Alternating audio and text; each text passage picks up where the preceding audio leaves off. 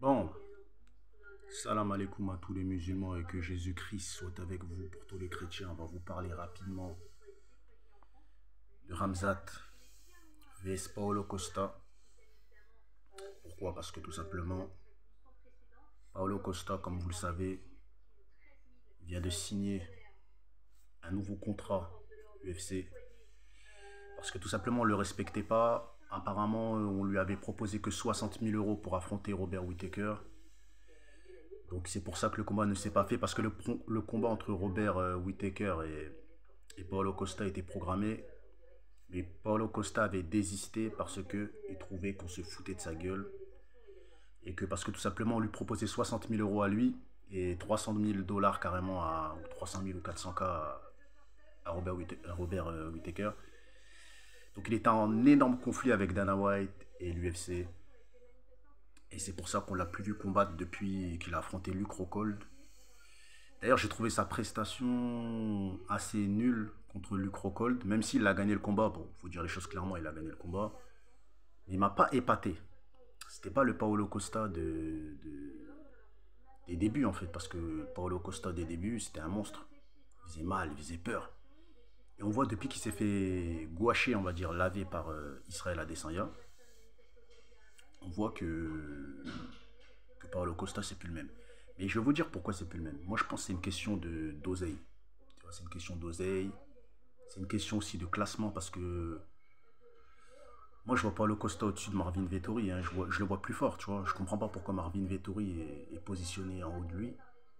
Alors que pour moi, si on met Marvin Vettori face à Paulo Costa, même si Marvin Vettori, c'est un tueur, je tiens à préciser, je sais que Paulo Costa va le laver.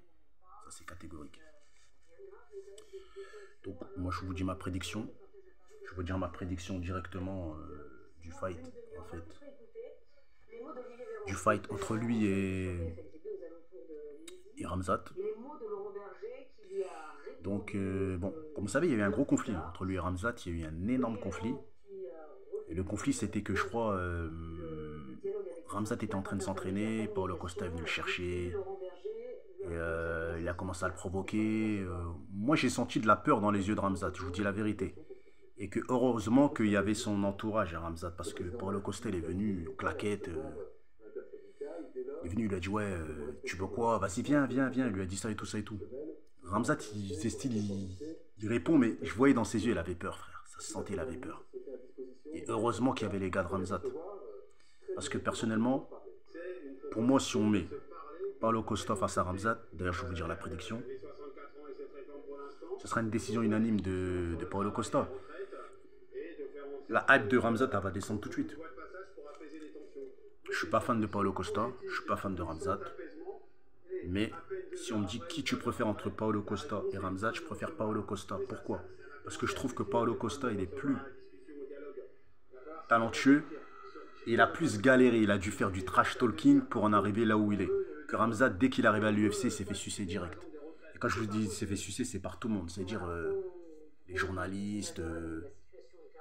T'avais des combattants, ils commencent à dire il est trop chaud, il va tuer tout le monde, il va faire ceci, il va faire cela. Sans montrer son talent, il se faisait déjà sucer par Dana White. Tu vois. Et c'est ça qui fait que tout le monde le suce en fait, c'est parce que Dana White il lui a mis trop de lumière. C'est comme, ouais, c'est comme Chris Weidman, il lui avait mis trop de lumière, tu vois, et la lumière elle est vite redescendue, frère, t'as capté?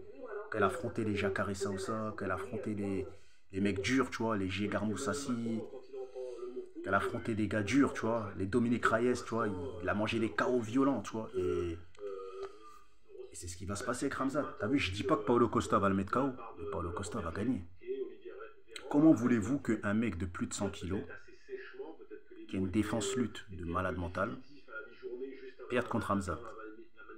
Un gars qui est gringalé. Parce que Ramzat, les gens ils disent qu'il est massif, il est pas massif, frère. Il est gringalé, frère. Il est long, c'est un long et sec. C'est tout. Tu vois, il est gringalé, le mec est tout mince. Tu vois, quand tu le vois même hors compétition, il doit faire 87, 88 kilos. Il est long et mince. Tu vois, il est pas. L'autre Paulo Costa, c'est un monstre. Pour le maintenir au sol, c'est impossible. S'il reste debout, la différence de puissance, ça va se sentir dans les kicks. C'est-à-dire quand Ramzat il va manger des low kicks, des coups dans les hanches, des coups dans le corps, ça va faire mal, tu vois. Ramzat, il a la lutte, tu vois, mais ça va pas marcher avec Paulo Costa. Ça marchera pas. C'est la vérité, ça marchera pas, t'as vu. Il n'arrivera pas à le maintenir au sol. Et s'il reste debout, ça va être compliqué. Regardez là, même si le combat était dégueulasse contre Luc Rockhold, regardez comment il a amoché la gueule de Luc Rockhold. Regardez la guerre qu'il a menée contre Yoel Romero. Tous les combats de Paulo Costa, en général, c'est des combats de warrior et c'est toujours des. Il a fini beaucoup de mecs, tu vois. Tu vois. Moi, personnellement, je vois une victoire à la décision, tu vois, de Paulo Costa, tu vois. Si ça se fait. Donc, j'espère le combat va se faire. Comme ça, la hype va vite redescendre. Parce que là, quand j'entends qu'on dit, ouais, Ramzat, il défonce Jiri Prochazka, il défonce Paulo Costa, il défonce un tel. En gros, le dit qui nique tout le monde. Les gens, ils oublient qu'il s'est fait ken par Burn, tu vois. Il sort des noms qui sont des catégories de plus de 100 kilos. Il dit qu'il nique, il peut niquer Whittaker, il peut niquer. Non. Il y en a même, ils disent il nique Alex Pereira. Quand j'ai vu ça, je me suis dit, mais les mecs, ils manquent de respect à Alex Pereira, frère. Ok, le gars, il a pas trop de lutte, mais s'il touche, c'est fini. Et Ramzat, c'est facile de toucher, c'est pas compliqué. Il s'est fait toucher par Burn. Et s'il s'est fait toucher par Burn, il peut se faire toucher par Pereira, encore par Pereira fois 1000, tu vois. Pereira, j'ai remarqué, je vous dis la vérité, c'est un combattant, en fait, que les gens manquent de respect. En fait, c'est un combattant que les gens n'aiment pas. T'as vu, les gens n'aiment pas Pereira. Ils le détestent, je sais pas pourquoi, tu vois. Je comprends pas, en fait, le mec, il est classe, le gars, il est chaud. Le gars, il a une carrière de fou au Glory, il arrive à l'UFC. Il aligne que des KO, mais les gens lui manquent toujours de respect. Pereira, je vous dis la vérité, hein. Pour moi, après ça reste que mon point de vue, il travaille sa lutte, jiu-jitsu brésilien, il est imbattable, frère.